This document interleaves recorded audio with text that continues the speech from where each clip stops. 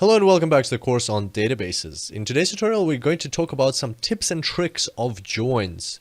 We've already started the practical part of joins, but I thought it was a good idea to talk about the tips and tricks early on because they will be handy for us going forward and they will simplify the following tutorials in this section. So right away, let's at the top put a comment here and say this part was about left joins. Right, so this part now is going to be about joins tips and tricks, and also we're going to talk about right joins. Alright, so let's get started. So what are our tips and tricks? Well, first of all, let's take this, take this code, and here we're going to say, no, actually let's take this code, right? Let's take this code and copy it, and here we're going to, as you remember, this is the code that selects the name of the pet and the name of the owner. What we want to do next is we want to add some additional information or additional code to this part. And why is that? Well, I just want to illustrate that sometimes these joins can actually be quite complex. So this one is 4 lines already, but they can grow really quickly. So let's say if we want to select a condition where the first letter of the pet's name is the same as the first letter of the owner's name. So let's have a look at an example. They're Cookie and Charles. Like they both start with C, and we want to pick out all of the elements or all of the rows from this table where that is the case. So how would we do that? Well, we would add a where clause, and here we would say where left, then we would say pet's name, so left of this column, comma 1. So this left function, it will take the first letter of this string. And why the first? Because we're specifying 1 over here. And here we're going to say left pets.name equals, and we're going to say left owners.name. So if we have this condition in the select statement, we run it, you'll see that we've now got a result with only the rows that we're looking for where the first letter of the pet's name equals to the first letter of the owner's name.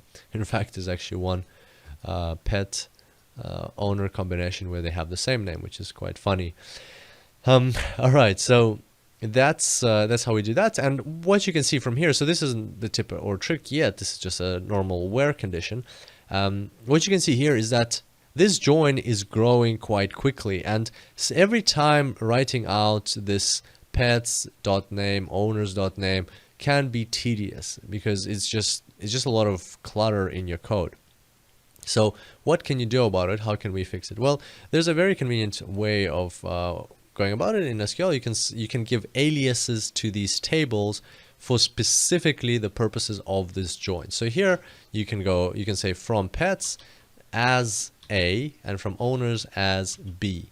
And now everywhere else you can just take pets and replace it with A, the actual table, well, except for this line, of course. And here, and then take owners and replace it with B. And what that does is it saves space, it makes your code easier to read, and it's faster to code. So if you want to just add another condition, you just simply, instead of specifying the whole name of the table, you just specify the alias, and it's much faster. So that is tip or trick number 1. That is aliases for tables. Okay, so trick number 2. Have a look at this result that we've got here. Here in the result, everything's great except for the names of the columns. Both of the columns are called name, and that can be confusing, especially if you want to save this table into another table, or if you want to present this result to somebody. It's not intuitive which is which, right? Especially when you're dealing with names of with names or with other columns that actually contain similar values. So here we're going to talk about aliases for columns. And you guessed it right, you can actually specify them right here. You can say as pet name, and as owner name. So if you run this now, you'll see you've got pet name, owner name. Well, it doesn't look that good because we don't want it capitalized. Let's try this. Owner name. So if I run this now, you'll see that we've got a beautiful table with pet name and owner name. Beautiful. And another little hack over here is that SQL is an advanced programming language, and you don't really have to write the word as. It allows you to omit that word, and you'll still understand exactly what's going on, and it will therefore it'll just make your coding experience easier. So you can just remove as like that, and it will understand that is what's assumed. So if you run this, everything is the same. But personally, I don't take it that far. I prefer to keep the as because it's in a different color, and because it's just easier to separate the two. It's visually easier to see that you are using an alias, and personally I prefer to use the as here. Alright, so that was tip or trick number 2. And before we proceed to number 3, actually what I wanted to show you is, you can see these red underlines. They're a bit getting in the way. There are actually no errors, but SQL is still underlining them, and that happens sometimes. So if that happens to you as well, then you can switch it off. You just go to Tools, Options, and then here in Text Editor, so you go to Text Editor, Transact SQL, IntelliSense, and uncheck Underline Errors. That way, these errors are not going to be underlined, and it's going to be easier to code and see everything. So there we go. That's a little hack for you, just an SQL hack. And finally, what we're going to talk about as a third trick or tip is right joins. So let's create a right join and see what it's going to be, what it's going to look like. So we're going to take simply this whole code and remove the where clause, and here we're going to replace left join with right join, and we're also going to take pets and put them on this side, and owners we're going to put them here. Now one more thing we need to remember to do is to switch the aliases as well, because you can see this alias is a.name as pet name, so that came from a pet table, and that came from the pet table. So you got to remember in this specific procedure, if you're ever doing it, to replace the aliases as well.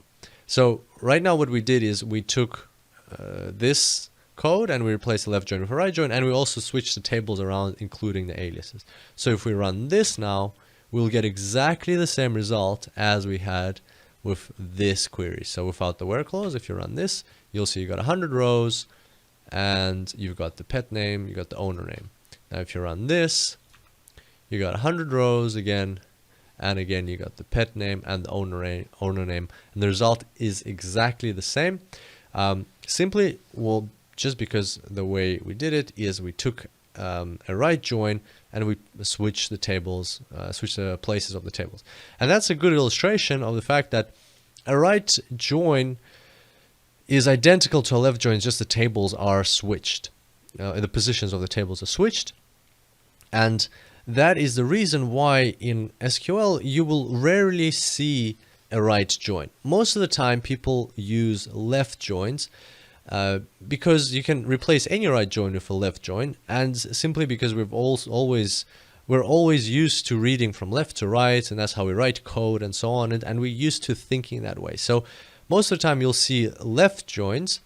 The only time you will ever, or one of the reasons you will ever see a right join is, for example, when you have a huge select query or a huge join where you've got a table and then you're joining to another table, then another table, and another table, and it's growing to many lines, so it's like that big already, and then you need to add another table, but you want that table to be the primary table in the join, and instead of revamping the whole code and putting that new table on the left and then the existing join on the right, instead of doing that, sometimes it's just easier it's more convenient to add the table as a right join to this final query. And that's one of the rare cases when you will see a right join. Other than that, it's most of the time it's a left join. So there we go. That's all we had for today. Let's just quickly recap. So we talked about quite a few tips and tricks. The main ones are listed here. So we talked about aliases for tables, which help you save time. Talked about aliases for columns, which allow you to rename the columns in the output and make your results more presentable and more intuitive. And we talked about right joins, that in fact they are the same as left joins. Plus, we also covered another few little tricks. One was that you don't have to say the word as. SQL will understand what's going on anyway, and also how to remove those underlines from the errors or the formatting of your text editor. So there we go. Hope you enjoyed today's tutorial, and I can't wait to see you next time. Until then, happy analyzing. Hello and welcome back to the course on databases. So previously we talked about joins, tips and tricks, and right joins, and today we're going to talk about inner joins. And this time we're going to work with a bit of a different combination of tables. We're talking about the pets table and the procedure history table. So let's go ahead and bring these tables up. Select star from pets and select star from procedure. Maybe let's make sure this works. Procedure history, or procedures history in this case. And this is just pets. So if we run these, so here you can see the tables that we've selected, and we're going to learn how to create an inner join by combining these two tables. And what do these tables tell us? Well, the first one tells us the pets, information about the pets, so the identification number, the name, and so on of the 100 pets that are registered with this particular clinic. Whereas the procedure details, or procedures history table, is a bit different. It actually tells us, again, pet ID, and then it tells us what procedure that pet has had and on what date. So we've got a certain pet, had a certain procedure, what procedure type, and subcode. But how is it actually fundamentally different to this table? Well, you'll see if you scroll down here, you'll see that this table has thousands and thousands of rows. Well, not thousands and thousands, but several thousand of rows are present in this table. And why is that? Well, not because these poor 100 pets have had so many procedures. It's actually because this table, procedures history table, unlike the pets and the owners tables, this table is nationwide. It's shared across the whole country by the clinics of this chain of veterinarians. Whereas pets and owners, these two tables are local to that veterinarian that we're working with in Michigan.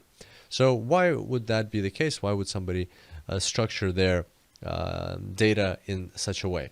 Well, the reason for that, there could be many reasons for something like that. So in this case, as an example, for instance, the owners and the pets tables, they are local for privacy reasons, because there's no need for veterinarians from other parts of the country to see information on owners and pets which are not from their clinic. Whereas the procedures details or procedures history table, it is nationwide, because what if something like this happens, where a person takes their pet on a road trip, they go traveling, they go to a different state, and the pet gets sick, and then they end up at the veterinarians.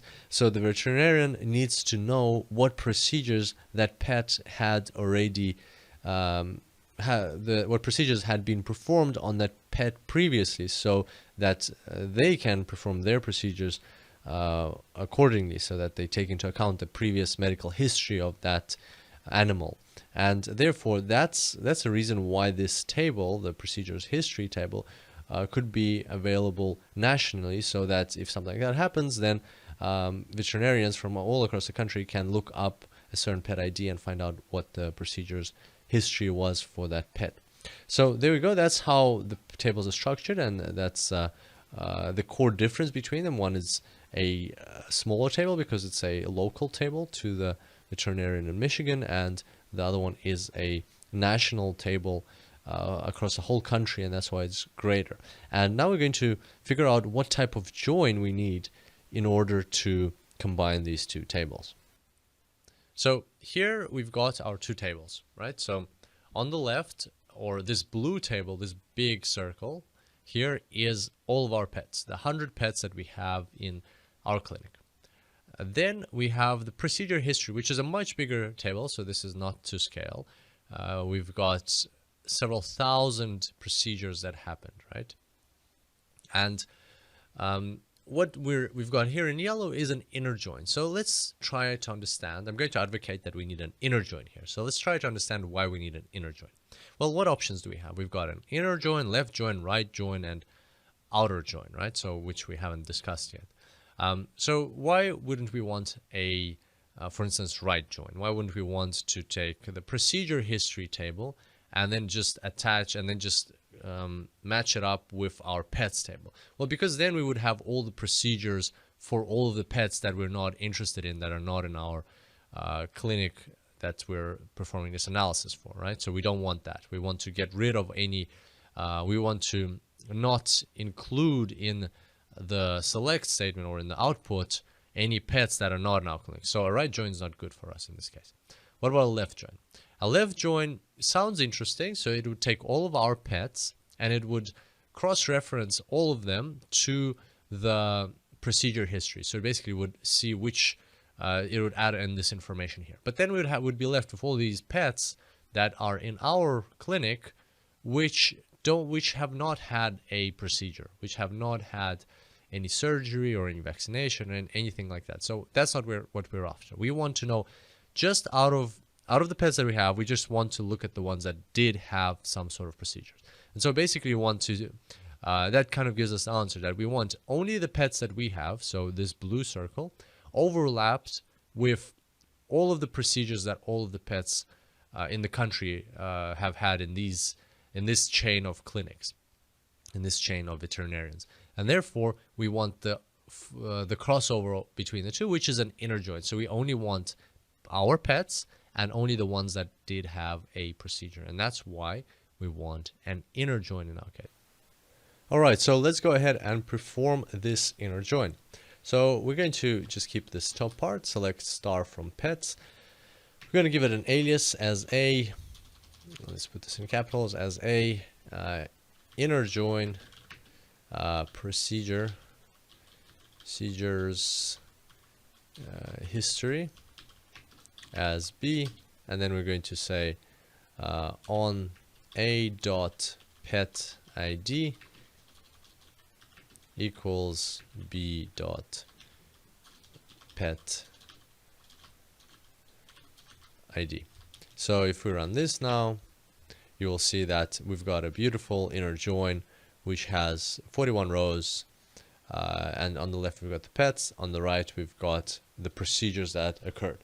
And it is fair that this table has less than 100 rows because not necessarily all of our pets had procedures, and in fact actually maybe some pets had procedures several times. So for instance, we see this pet with ID U86473 had several procedures. So this doesn't mean that there's 41 pets that had procedures. This means that there's 41 procedures performed on the pets that are registered with our clinic. Maybe there were pets that had more than one procedure, and as we can see, that is the case indeed. Now let's try to understand how is this inner join different to a left join or a right join. So let's start with a left join.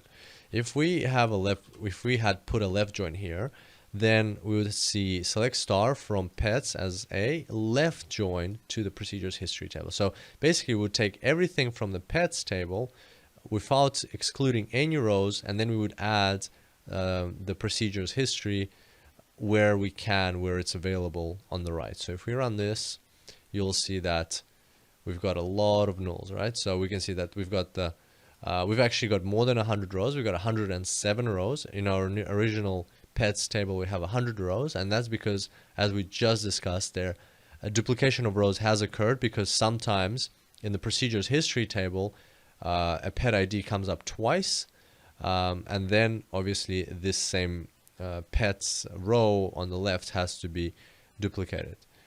So just as we saw before, there's biscuit, and somewhere else we had biscuit again. There we go. That's a different biscuit. There's several biscuits in this data set. People seem to like the name biscuit. There we go. So you can see this row, right, and this row. So it's, even though it's the same pet here and here, you can see that the procedure was different. It was on different dates. So here it was grooming, and here's a vaccination, right? So different procedures, and because of that, because that there's two rows for this pet in this data set on the right, the rows on the left got duplicated, and that's why we ended up with more than 100 rows. And also you can see all these nulls. That's because these pets never had any procedures performed, and therefore there was no match. There was no matches in the procedures history table. Now if we do it the other way, if we do a right join, what will happen is this becomes a primary table, and now we will have all of the procedures history ever performed on any pets in this whole table. And then on the left, we're just going to add information from our pets table where it is available. So if we run that, you'll see all of these nulls. And if we scroll down, occasionally you will see that information has indeed been added. Why is that? Well, because these rows with the nulls, they're obviously pets from other clinics from the country where so basically that's why information on them, on this, the information on the pets was not available, because it's simply not present in our table. Whereas this pet is indeed from our region, and therefore the information was available. And then again, we've got all these nulls. So if you scroll down, you'll see these non-null rows occur occasionally because they are matched up to the procedures where it's possible. So there we go. That's what would have happened if we did a right join. As you can see, out of all these three cases, left, right, and inner, the correct one that we need is indeed an inner join, and that's why we're going to replace this back with an inner join. So all in all, you can see that even though an inner join returns less rows, it's actually a bit more complex. It's a bit more sophisticated because it trims down both the tables. It trims down the nulls from either of the tables. So wherever there were no matches, it will trim down the nulls. And also, once again, we witnessed in action the situation where the rows get duplicated when there's a certain, like, pet ID comes up several times in one of the tables. Another one, it gets duplicated. The rows get duplicated to be able, so you can match up properly to all of the records. So there we go. That's our result for inner joins. I hope you enjoyed today's tutorial. Have a play around with that. See what other tables out of the ones we have you can try an inner or a left or a right join on and see the differences. It's always a good idea to get some of that practical experience and just play around with the code and see what you can get. And I look forward to seeing you next time. Until then, happy analyzing. Hello and welcome back to the course on databases. Today we're talking about the full outer join. So what is the full outer join, and what does it do to our tables? That's the question for today. And the first thing that I'd like to mention is a full outer join is a very, very rare species. You won't see it used very often, and just because of its the way it's structured and exactly what it does with the tables. So let's have a look on an example. So we're going to take this inner join and we're going to copy it, but this one we're going to say full outer join. And now instead of we'll leave everything as is, and here we'll just say full outer. And let's go ahead and run this and see what we get. So there we go. We've got a full outer join, and let's have a look at what it does. We've already talked about the theory behind it, but here we see it in practice. So as you can see, full outer join takes these two tables, the pets table and the procedures history table, and puts them side by side. And where it can match, it does match. Where it can't match, it keeps the rows blank. It keeps those cells blank. So you can see here you've got all of the, so here basically what it did, it took, so if you look above this line, above this row, you'll see that it took the table, the procedures history table, and then where it could, it matched it to the pets table. And then whatever didn't get matched in that part, all of the pets got placed here. It doesn't really matter, as we discussed in SQL, the order of the rows doesn't really matter. It could be completely jumbled up, but that's the point. The bottom line is that it basically took these two tables, tried to match them up as best as it could. Where it couldn't match them up, it just left the unmatched columns blank, or rows that didn't get matched, the columns that are empty, they were left blank. So basically, it's kind of like it's different to a left and right and inner join. So so we've already discussed left join is the one that you'll be using most commonly, and it keeps this table, the one on the left, completely, and then it only takes the rows that match up from this table. Right join does the opposite. It keeps this table completely, and then only keeps the matching rows from this table. Then if in inner join only keeps the matching rows from both tables, so it trims the fat. It's like a left join, but it trims the fat completely, so there's anything that doesn't match gets removed. Whereas an outer join is like is the opposite of an inner join. It doesn't trim anything at all. It takes whatever's on the left, whatever's on the right, and matches them up as best it can, and doesn't trim anything there at all. So there we go. That's how a full outer join works. Most commonly in practice, a left join is used, from my experience. Then comes probably an inner join, and a full outer join is much more rare than those two. So there you go. Hopefully you enjoyed this tutorial. I look forward to seeing you next time, and until then, happy analyzing.